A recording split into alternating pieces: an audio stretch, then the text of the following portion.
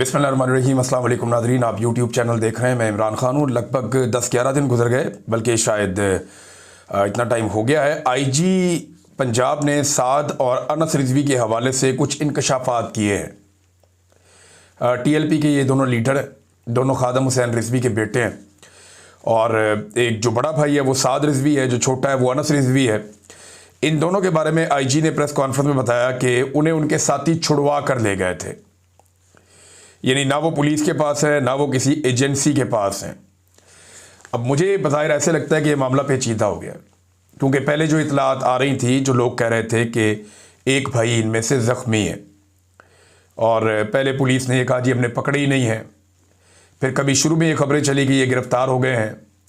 फिर उसके बाद ये खबर चली कि कुछ लोगों से ये कहलवाया गया कि एजेंसियों की हिरासत में है, बहुत जल्द इनकी गिरफ़्तारी हो जाएगी। वो चीज़ें सामने आ रही थी, ऐसे ही लगता था। फिर कहा गया हम इनके बहुत करीब पहुंच गए हैं, ये बहुत जल्द गिरफ्तार हो जाएंगे, और हमें पता है ये कहाँ पे मौजूद हैं। फिर खबर चलवाई गई कि ये आज़ाद कश्मीर में मौजूद हैं।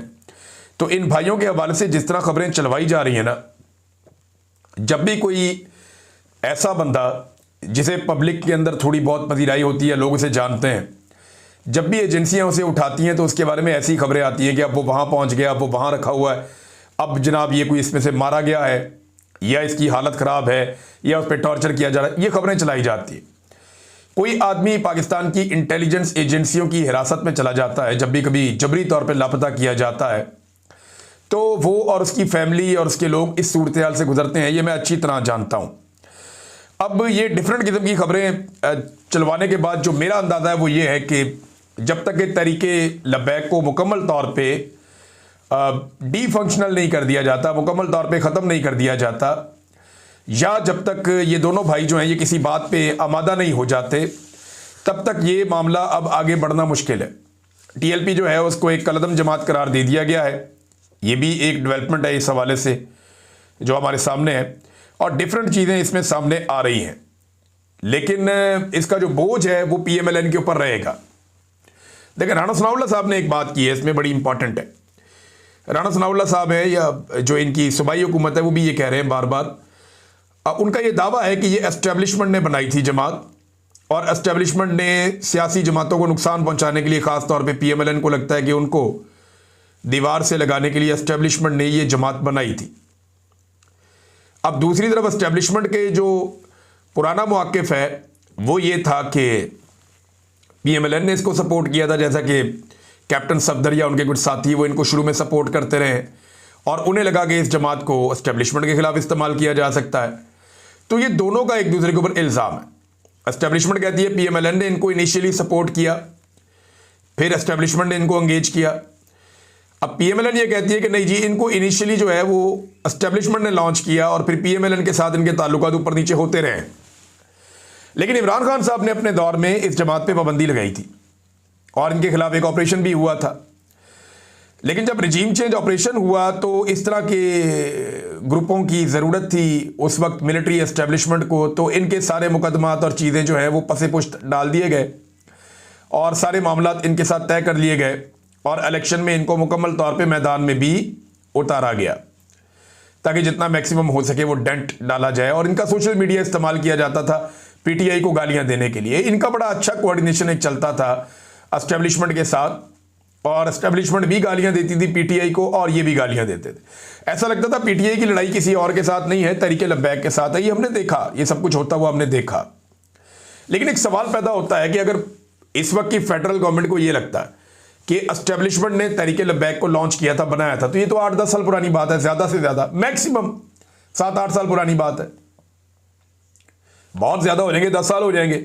2016 में तो ये एकदम ऊपर आए थे, सामने नजर आना शुरू हुए थे। तो मेरे ख्याल में अगर तो ये एस्टेब्लिशमेंट ने किया था तो वो सारे किरदार आज जिंदा हैं। कुछ रिटायर हो गए हैं, कुछ इस वक्त भी ड्यूटी कर रहे होंगे। तो मौजूदा हुकूमत को उनके खिलाफ कानूनी कार्रवाई करनी चाहिए। यानी एस्टेब्लिशमेंट के जिन किरदारों ने, ये सारे वही होते हैं ना, फौजी होते हैं, और इन्होंने हलफ लिया हुआ होता है कि ये अपनी हलफ की खिलाफ वर्जी नहीं करेंगे। अगर इन्होंने हलफ की खिलाफ वर्जी की फौज ने, और इतना बड़ा इल्ज़ाम इतने बड़े लेवल पे इतने समझदार लोग लगा रहे हैं, जिम्मेदार लोग लगा रहे हैं, तो लाजमन उनके पास कोई ना कोई सबूत होंगे। तो उन्हें चाहिए कि फिर उन फौजी अफसरान का ट्रायल करें, उनको पूछें कि भाई तुम लोग पॉलिटिकल पार्टियां क्यों लॉन्च करते हो। वैसे वो हर चौथे दिन कोई ना कोई पॉलिटिकल पार्टी या कोई ना कोई बच्चा जुमूरा लॉन्च कर देते हैं और लीडर ढूंढते रहते हैं मुतबादल कि जनाब कोई और आए, कोई और आए। आजकल वो बहुत सारे लोगों को जा के ये कहते हैं कि नौजवानों में हमारी पजीराई ख़त्म हो गई है, वो कोशिश करो थोड़ा सा अवाम के अंदर हमारी पजीराई वापस आए। जो असल काम है वो करते नहीं। असल काम है लॉ एंड ऑर्डर को मेंटेन करना, असल काम है दहशतगर्दी का खात्मा करना। अब इस वक्त खुशदार से एक बड़ी खौफनाक खबर आई है, वहाँ पे 20 मजदूरों को अगवा किया गया। मुसल्लह अफराद आए, उन्होंने पूरा इलाका ब्लॉक कर दिया रोड के ऊपर से ही। फिर वहाँ पे एक कंपनी काम कर रही थी, वहाँ घुस गए, वहाँ उन्होंने 20 मजदूरों को अगवा कर लिया। बाद में 2 को छोड़ दिया, 18 वो अपने साथ लेकर चले गए। अब सिक्योरिटी फोर्सेज का ये काम है ना करने वाला, यहाँ पे उन्हें सख्त तरीन इकदाम करने चाहिए। ये खुली दहशतगर्दी है और बड़ा वाज़ेह है कि मजदूर बेचारे काम करने गए, उनका किसी सियासी नुक्ता नज़र से या किसी इनकलाबी नुक्ता नज़र से कोई ताल्लुक नहीं है। वो बेचारे अपने घर से मजदूरी करने गए अपने बीवी बच्चों का पेट पालने। अब उनको जब दहशतगर्द अगवा करके बादुकात उनका कत्ल करते हैं, बादुकात उनको अगवा करने के बाद अपने मुतालबात मनवाते हैं, तो ये खुली दहशतगर्दी है। ये है वो असल दहशतगर्द। यहाँ पे पीटीआई पे दहशतगर्दी के मुकदमे दर्ज कर दिए जाते हैं, कोई जलसा करे उस पर दर्ज कर दिए जाते हैं। जो असल दहशतगर्द है उनको कंट्रोल करने में पाकिस्तान की एस्टेब्लिशमेंट कामयाब नहीं हो रही। अब जो मजदूर बेचारे पकड़े गए हैं उनके घर वालों को कौन जवाब देगा?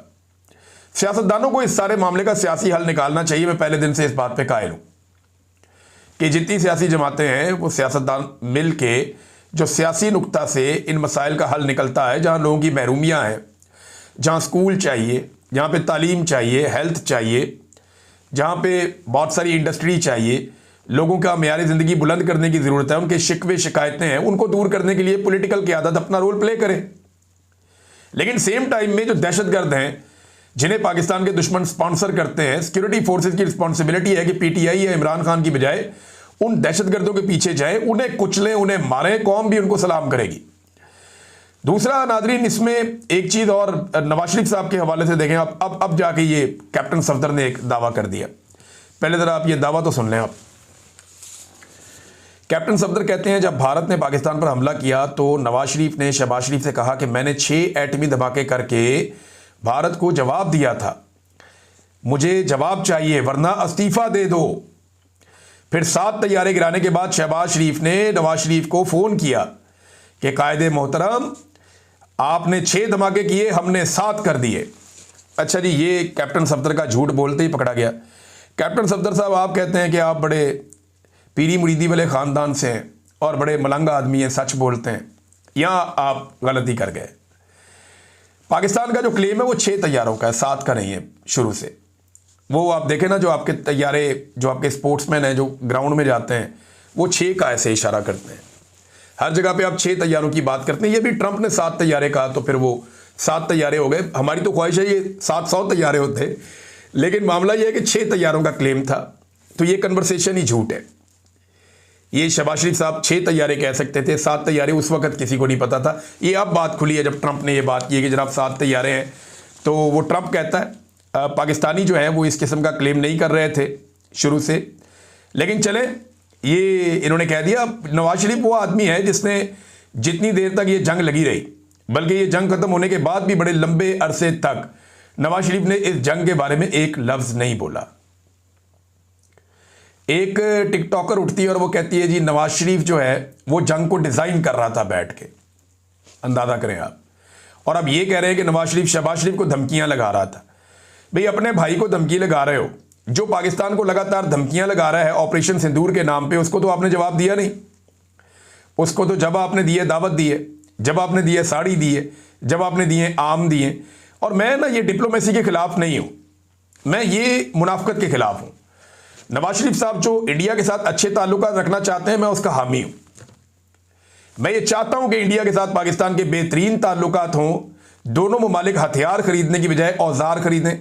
दोनों ममालिक एक जंगी जुनून में जाने की बजाय इस खित्ते के मसाइल को हल करके कश्मीरियों को उनका हक देकर एक दूसरे का हक मारने की बजाय अपनी आवाम की तामीर और तरक्की पर तवज्जो दें। मैं इस बात के हक में हूँ। नवाज शरीफ साहब ये बिल्कुल ठीक करते हैं, लेकिन सेम टाइम में जब आप नवाज शरीफ साहब को बनाते हैं ना चे गवेरा, जब आप सेम टाइम में ये कहते हैं कि नवाज शरीफ तो जंग के अंदर सफ़े अव्वल में खड़ा था, ये फिर झूठ है। तो ये मुनाफकत है, ये झूठ है, और ये पकड़ा जाता है फौरी तौर पे, और हालात वाक़ियात इसकी गवाही भी देते हैं। नाज़रीन, हालत नवाज शरीफ साहब की ये हो गई है इन्हीं झूठों और इन्हीं हरकतों की वजह से कि नून लीग पंजाब में पार्टी की बुनियाद पर इलेक्शन करने से भाग गई है। वो कहते हैं जी हम गैर जमाती इलेक्शन करवाएंगे। ये गैर जमाती इलेक्शन जो है ना, ये डिक्टेटर्स करवाते होते हैं। परवेज़ मुशर्रफ ने जब करवाया था सबने बड़ा रुला डाला था कि यार ये क्या बात है, ये क्यों इस तरह कर रहा है, और अजीब अजीब गरीब किस्म के, और डिक्टेटर इस तरह के काम करते होते हैं। जो जमाती बुनियादों पे इलेक्शन होते हैं वो इलेक्शन होने चाहिए, चाहे वो बल्दियाती इलेक्शन भी क्यों ना हो। लेकिन क्योंकि PMLN को पता है कि ग्राउंड पे इनके पास है कुछ नहीं, और बार बार फार्म 47 इनको कितने जारी किए जाए, अब इस गली मोहल्ले के लेवल पे भी फार्म 47 इनको जारी किए जाएं, एस्टेब्लिशमेंट कब तक इनको उंगली से पकड़ के चलाएगी। अब इनके मुखालिफिन को जनाब बैठा दिया जाता है, उनकी प्रेस कॉन्फ्रेंसें करवा दी जाती हैं, इलेक्शन के लिए मैदान खुला छोड़ा जाता है, फिर भी ये इलेक्शन हार जाते हैं, फिर जाली फार्म 47 के ऊपर आ जाते हैं। तो लोग ग्राउंड पे जानते हैं कि कौन सा प्रोजेक्ट किसका था, ये ज़्यादातर तख्तियाँ ही लगाते हैं। लिहाजा ये सोच रहे हैं कि पहले गैर जमाती इलेक्शन करवाएं और उसके बाद 30 दिन का टाइम दे के सारों को जमातों के अंदर शामिल करवाएं। फिर तो डंडा ही है ना।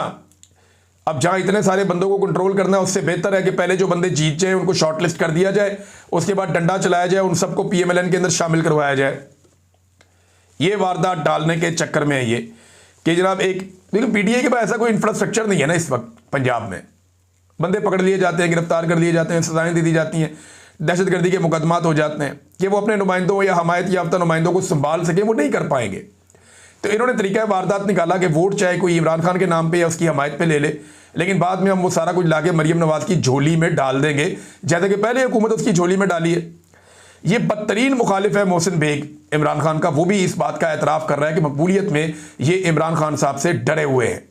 एक और चीज़ भी है ना, जमाती बुनियादों पर इलेक्शन होगा तो PTI के झंडे होंगे, इमरान खान साहब की फ़ोटोज़ होगी, जिनसे इनको फोबिया है, ये डरते हैं। और पंजाब में इसीलिए ये जमाती बुनियादों पे इलेक्शन नहीं बल्कि गैर जमाती बुनियादों पर इलेक्शन करवाने के हक में हैं। असद कैसर साहब ने बड़ा चैलेंज किया, उन्होंने कहा जी पंजाब में बल्दियाती इंतखाबात करवाएं और PTI को मौका दें, नून लीग एक भी सीट नहीं जीत पाएगी, री इलेक्शन करवा दें। अगर नून लीग एक भी सीट जीत गई तो सियासत छोड़ देंगे। बहुत बड़ा चैलेंज है असद कैसर साहब का। और हालात वैसे ग्राउंड के ऊपर इसी तरह के हैं, कोई मुख्तलिफ हालात नहीं है।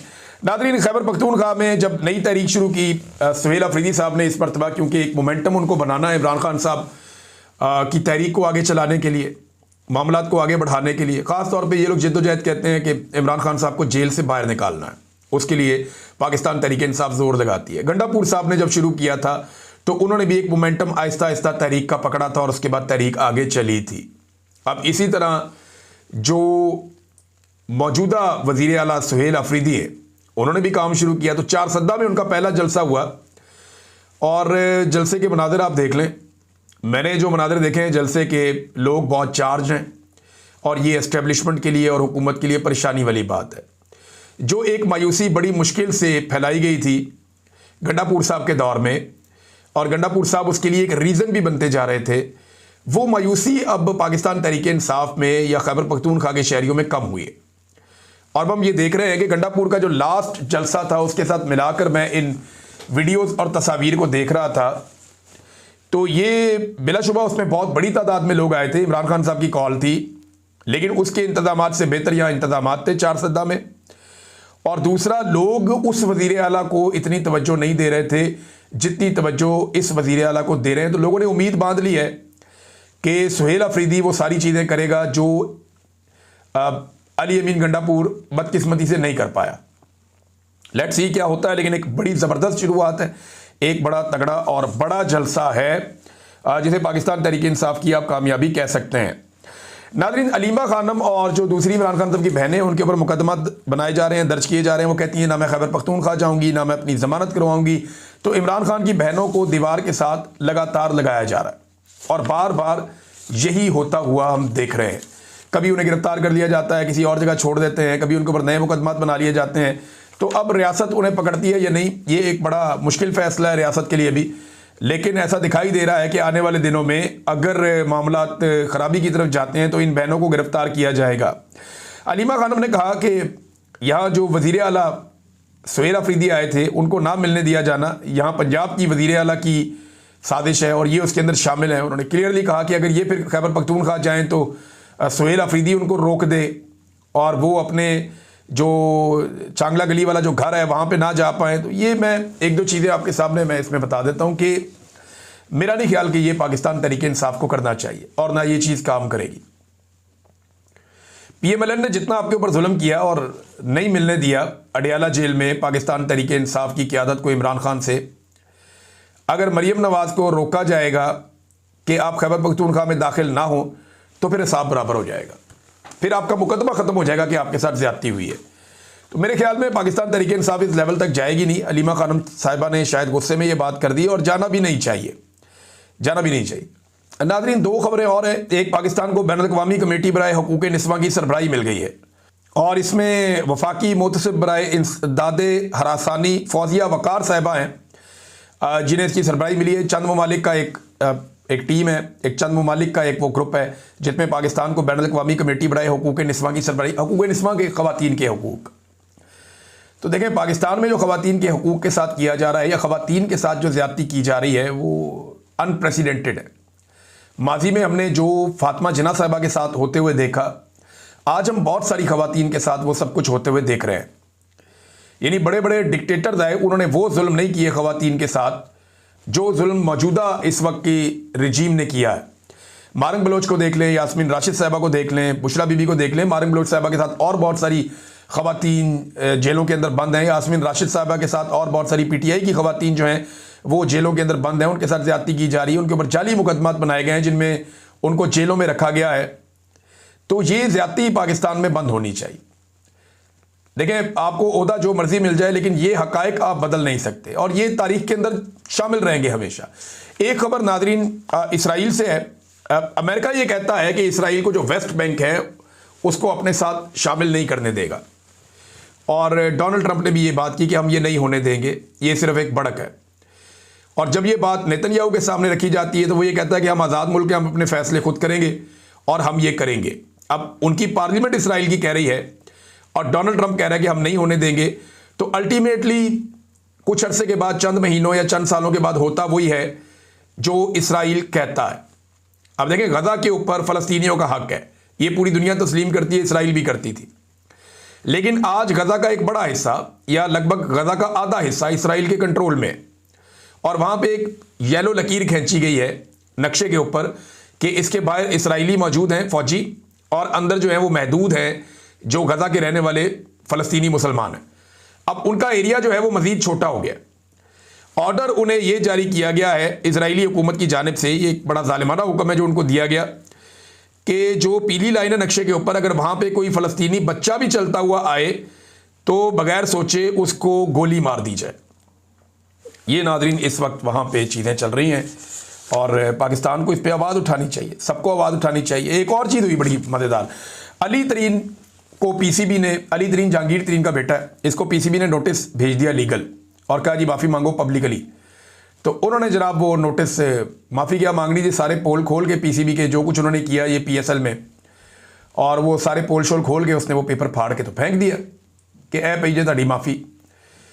तो उसके ऊपर ना बहुत सारे लोगों ने बड़ा इंजॉय किया, लोग बड़े खुश हुए कि ठीक है यार, PCB का मोहसिन नकवी ने बेड़ा गर्क कर दिया, कोई काम इनसे ढंग का नहीं होता। वजारत दाखिला में पाकिस्तान के हालात कितने बुरे हैं और PCB की चेयरमैनशिप में PCB का हाल इन्होंने क्या कर दिया, क्रिकेट का पाकिस्तान की कैसी बदतरीन शिकस्तें पाकिस्तान को पाकिस्तान के अंदर ही हो रही हैं। तो ये चीज़ें जो हैं वो लोग जहाँ डिस्कस कर रहे हैं वहाँ पे लोग ये भी कह रहे हैं और अली तरीन के ऊपर भी तनकीद कर रहे हैं कि जनाब आपके वालिद के लिए आप नाइंसाफ़ी की बात करते हैं, आप इंसाफ की बात करते हैं। आपके वालिद के लिए तीन उम्मीदवार जो पाकिस्तान तहरीक इंसाफ के हैं उनको हरासा किया गया, किसी के घर वाले को उठा लिया गया, किसी के रिश्तेदार को उठा लिया गया और उन्हें मजबूर किया गया कि वो दस्तबरदार हो जाएं इलेक्शन लड़ने से और जहांगीर तरीन के खिलाफ इलेक्शन में ना आएँ। इसके बावजूद आपके वालिद साहब इलेक्शन हार गए। तो अगर इंसाफ आपको चाहिए और आप इंसाफ की बात करते हैं तो अपने घर से शुरू करना चाहिए, आपको इसका ख्याल रखना चाहिए। अब तक के लिए इतना ही, अपना ख्याल रखिएगा, अपने इस चैनल का भी। अल्लाह हाफ़िज़।